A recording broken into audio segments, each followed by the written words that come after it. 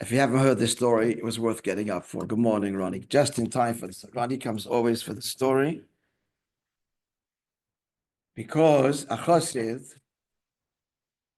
a story often speaks louder than any. So this book, as I told you, it's a collection of our latest Fabrengens. And I'm just lifting the stories from it. So here's a story.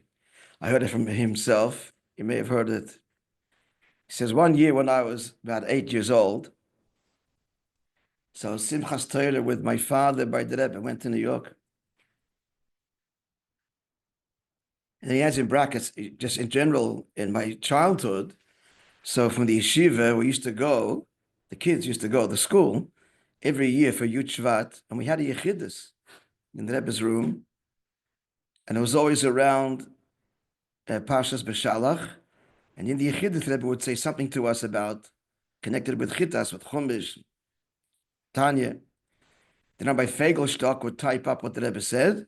If you remember him, Rabbi Fegelstock, the legendary principal, and mimeograph it, and every kid in the cheder, these were children, we all get a copy, and we would study what the Rebbe told us in Yechidus. For years, this was the Seder. In general, Yud Shvat was the time when Montreal went to New York, if you remember. Now, back to Simchas Torah. So, this is Simchas Torah day after Akofis. And my father was already after, quote, Fabrengen. Now, just a little bit unusual. This is a long time ago. He's also an elder chassid.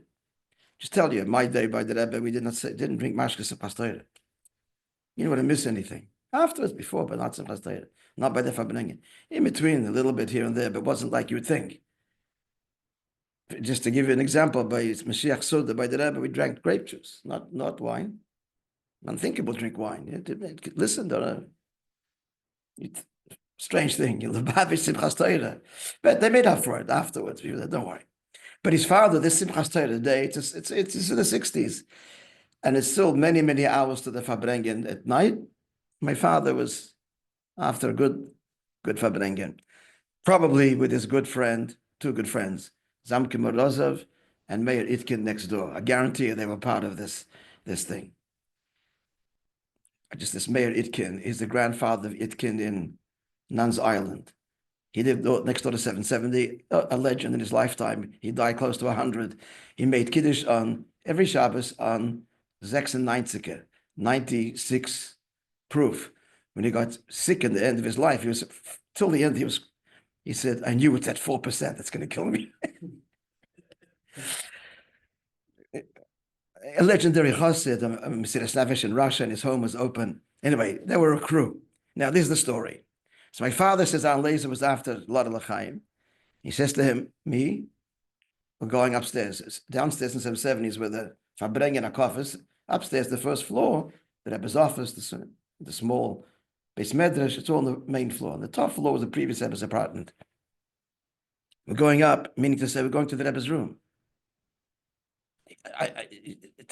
Just walking to the Rebbe's room, this is absolutely unheard of. I started to tremble. What's all of a sudden going after Akofis? It's not a time of Yechidus. And who knows, and probably I'm thinking, the people they know that keep Seder will throw us out. I didn't want to see my father embarrassed and, just cast and blocked. And so I'm resisting this. But my father holding me tight, coming with me. So he walked up the steps, and we were waiting outside the Rebbe's room called Gandeit Natachten for the Rebbe to come in and go into his room. The Rebbe comes and goes to his room. My father walks after him in the Rebbe's room, and I'm by my father. The Rebbe turns around and he sees my father. I mean, this has never happened. Maybe it did, but. And the Rebbe smiles broadly. He says, I'll never forget the smile, says Al Lezer.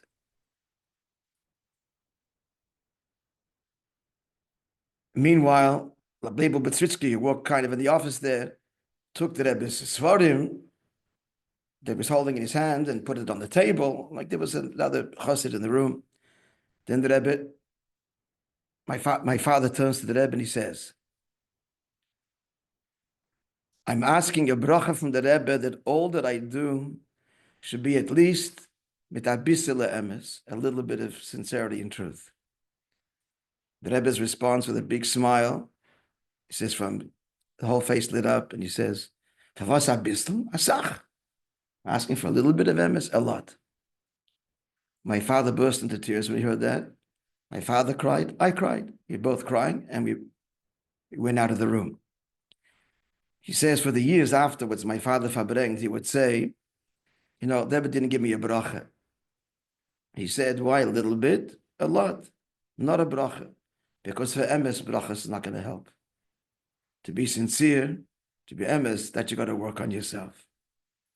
And then he adds here in a footnote, a footnote, he continues, my father, if you remember this, but his verbrenget, that was this big, demanding sincerity, honesty, not bluffing, not the other person and not yourself. And he says, you won't believe it. He said that my father passed away. So all the letters that he wrote to the Rebbe, we found, he kept a copy because the Rebbe would answer. He would, people would write the answers on their copies. So when he would write for bracha for me, I saw that he wrote asking the Rebbe's bracha that I shouldn't fool myself. He said, I was a kid. What does a father ask for his son? I should say learning. That was his request. That me, I'm lazy, should grow up, then there's not to delude himself. Okay, friends. That's today's story.